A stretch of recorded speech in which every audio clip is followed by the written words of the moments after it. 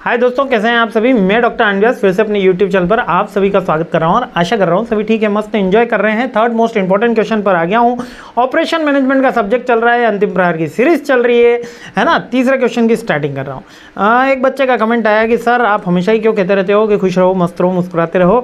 तो मेरा कहने का मतलब है कि एक बार तो दुआ लग जाए। 14 क्वेश्चन देख रहे हो अंतिम प्रहार के, 14 बार मैंने बोला, एक बार तो तुम्हारे जीवन में दुआ लग जाए और तुम हमेशा खुश रहो, मुस्कुराते रहो। इसलिए मैं बोलता हूँ, बाकी अपना स्टाइल भी है।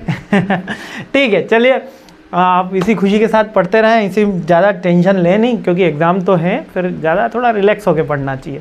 अब मेरा काम तो देखो रिलैक्स करना ही रहता है। मेरा काम रहता है कि आपका थोड़ा सा माइंड रिफ़्रेश करता रहूँ, क्योंकि एग्ज़ाम का भी प्रेशर रहता है, करियर का भी प्रेशर रहता है, और MBA में तो जमाने भर के एग्ज़ाम होते हैं, फिर भी प्रेशर बच्चों के ऊपर हाई लेवल पे हो जाता है।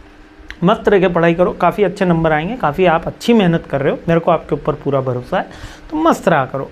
आइए तीसरा क्वेश्चन देख लेते हैं। तीसरा क्वेश्चन सर्विस से रिलेटेड है। सर्विस क्या कह रहा है कि कैरेक्टरिस्टिक्स पूछ लेगा, तो वो या वो पूछ लेगा टाइप्स पूछ लेगा सर्विस के, या ये पूछ लेगा कि प्रोडक्शन से भैया ये बता कि कैसे अलग है, यही चीज़ें पूछता है। तो सर्विस क्या एक फंडामेंटल पार्ट होता है जब इनसेपरेबल एक्टिविटीज़ होती है, इंटेंजिबल एक्टिविटीज़ होती है आवर इकोनॉमी के अंदर। इसके की कैरेक्टरिस्टिक्स में आप कह सकते हो कि इंटेंजिबल है, डिलीवर्ड होती है one person to another person. Like कि मैं आपको एजुकेशनल सर्विसेज दे रहा हूँ, हॉस्पिटल एक इंडस्ट्री सर्विस की है, एजुकेशन इंडस्ट्री सर्विस की है, चार्टेड अकाउंटेंट की इंडस्ट्री सर्विस की है ना। फूड इंडस्ट्री भी सर्विस में आती है, जो आप फूड तो खैर टेंजिबल है, दिखाई दे रहे हैं, उसका एम्यूनिटीज़ जहाँ पे आप जा रहे हो वहाँ पे वो चीज़ें दिखाई दे रही है, लेकिन उसका जो कह सकते हो कि फूड वहाँ पे प्रिपेयर करना, हमने फूड का प्रोडक्ट का पैसा दिया।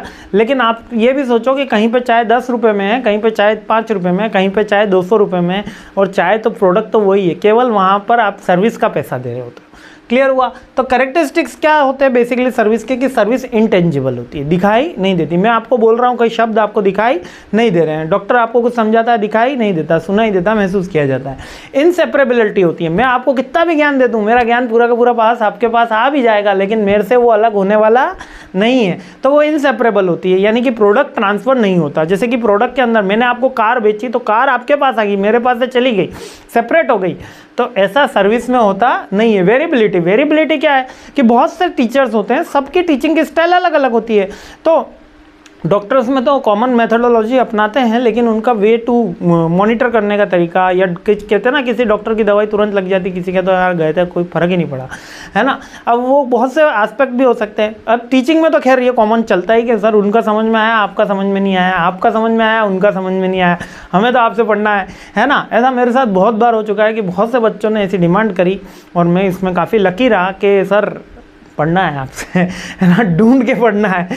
तो वेरिएबिलिटी का क्या मतलब है कि हर की प्रोडक्ट की सर्विसेज, हर कंपनी की सर्विसेज या हर पर्सन की सर्विसेज डिफर होती है ना।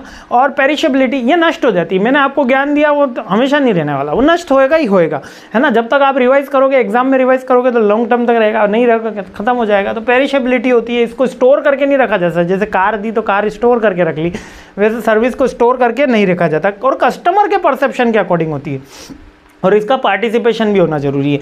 अगर मैं आपको कुछ बोल रहा हूँ, मैं आपके साथ कुछ एक्टिविटी करवा रहा हूँ, और अगर आप उसकी एक्टिविटी को परफॉर्म कर रहे हो, तो ये सर्विस काफ़ी एनहांस होगी। मैं किसी बच्चे से पूछूँ कि भैया दर्द का, जैसे डॉक्टर पूछे हैं, वो क्या है, राजस्थानी में हमारे बहुत अच्छी कहावत है, माती जी हमारे थे, दिवंगत हो गए, माता मेरी बोलती थी, वो क्या, दुखे पेट बतावे माथा, दुखे पेट बताओ माता। क्योंकि नंबर एग्ज़ाम में कम आए तो हम कुछ और बहाना बताते हैं, इस बार तो थोड़ा टफ ही था माहौल, है ना, वो दोस्त के भी इतने ही आए हैं, तो दुखे पेट बतावे माथा। तो वो वाली बात है। तो कस्टमर के परसेप्शन के अकॉर्डिंग और उसके पार्टिसिपेशन के अकॉर्डिंग सर्विस की क्वालिटी डिफाइंड होती है, क्योंकि कस्टमर बोल रहा है। अब आप मेरे से क्वेश्चन पूछोगे, आप मेरे से आस्किंग करोगे, तभी मैं समझ पाऊंगा कि इनको कहाँ पे प्रॉब्लम आ रही है। Getting my point. जैसे कि बहुत से बच्चों के था कि सर टेलीग्राम ग्रुप पे चीज़ें नहीं मिल रही, तो हमने वेबसाइट बिल्डिंग के ऊपर जोर दिया। अब वेबसाइट के ऊपर चीज़ें मिलना शुरू करी, है ना, धीरे धीरे उसमें भी इंप्रूवमेंट ला रहे हैं। अब क्लासिफिकेशन ऑफ द सर्विस, अब ये देखिए क्लासिफिकेशन नाम की कोई भी टर्म नहीं है, क्योंकि सर्विस सर्विस होती है, लेकिन उसके नेचर के अकॉर्डिंग क्लासिफिकेशन कराया गया है। कहीं तो टेंजिबिलिटी के अकॉर्डिंग करा गया है, वैसे तो सर्विस इंटेंजिबल ही मानी गई है, लेकिन जैसे कि आप रेस्टोरेंट में मील तो इंक्लूड होता है फिजिकल फूड जो टेंजिबल है, लेकिन उसकी जो वे ऑफ बिहेवियर रहता है वेटर का आपके साथ, सर क्या लेंगे आप, है ना, कई लाए चाहे बाबा क्या खाना है आ गए फिर, हाँ भैया ठीक है, तो वो टेंजिबल इंटेंजिबल, लेकिन अपन को इस तरीके से याद नहीं करना, अपन को ये सेकंड टाइप की सर्विसेज याद करनी है। सर बुक में दे रखा है, कोई बात नहीं, क्यों, क्योंकि ये इजी है और दोनों कुछ बुकों के अंदर यही दे रखा है इसलिए, पर अपन को तो, मेरे को तो सब लिखना पड़ता है इसलिए मैंने लिख दिया। जितने तरह की सर्विसेज याद हैं उतने तरीके सर्विस के टाइप है, जैसे होटल इंडस्ट्री, रेस्टोरेंट जो होते हैं, एजुकेशन इंडस्ट्री, लॉयर्स, ठीक है, चार्टेड अकाउंटेंट, आप हॉस्पिटल्स, बैंकिंग सर्विसेज, ये सारी की सारी क्या है, सर्विस इंडस्ट्री के पार्ट है, तो इन्हीं के लिखना है, सोशल सर्विसेज। अब एक क्वेश्चन और इम्पोर्टेंट इसमें बनता है कि सर्विस और प्रोडक्शन में क्या डिफरेंस है। सर्विस जो होती है वो दिखाई देती है, सर्विस और प्रोडक्ट में, सॉरी, सर्विस और प्रोडक्ट में क्या डिफरेंस है, तो प्रोडक्ट जो होता है वो दिखाई देता है, सर्विस जो है वो दिखाई नहीं देती, है ना, ये मेन डिफरेंस है। सर एक बात तो ये समझ में आई, सर्विस जो होगी वो सेपरेट नहीं करी जा सकती, प्रोडक्ट को आप सेपरेट कर सकते हो। प्रोडक्ट को ज़्यादा स्टैंडर्डाइज किया जा सकता है क्योंकि ज़्यादा उसका एग्जैक्ट आउटपुट पता चल सकता है, क्योंकि आपने सेपरेट करा ना। अगर मैं कार लेकर आया तो उसका एक प्रोटोटाइप है, इसको और ज़्यादा अपग्रेड किया गया है, लेकिन आज जो अपने एजुकेशन है या हेल्थ है या आप चार्टेड अकाउंटेंट की सर्विसेज लिए आपने, तो उसको सेपरेट तो किया ही नहीं, तो उसमें मोर स्टैंडर्डाइज करना इज़ मोर कॉम्प्लेक्स। किया जा सकता है, हर टीचर इंप्रूव करता है, मैं भी इंप्रूव कर रहा हूँ, मैं तो मतलब इंप्रूव ही कर रहा हूँ आज तक, है ना, कभी हम पहुँच ही नहीं पाए जितना आपको ज्ञान है, ठीक है। नेक्स्ट मोर वेरिएबल होता है, ये मोर स्टैंडर्डाइजेशन है और यहाँ पर वेरिएबिलिटी ज़्यादा होती है क्योंकि हर पर्सन की सर्विस अलग है ना।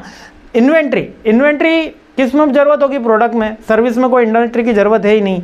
पढ़ाई तो बड़ी बेवफा, रात को पढ़ो सुबह सफ़ा, ठीक है। तो कस्टमर परसेप्शन और एंड पार्टिसिपेशन, दोनों ही चीज़ें इसके अंदर लिख देना, परसेप्शन एंड पार्टिसिपेशन। प्रोडक्ट के अंदर लोअर होता है भैया, जब तक आएगा नहीं तब तक करोगे कैसे टेस्ट ड्राइव।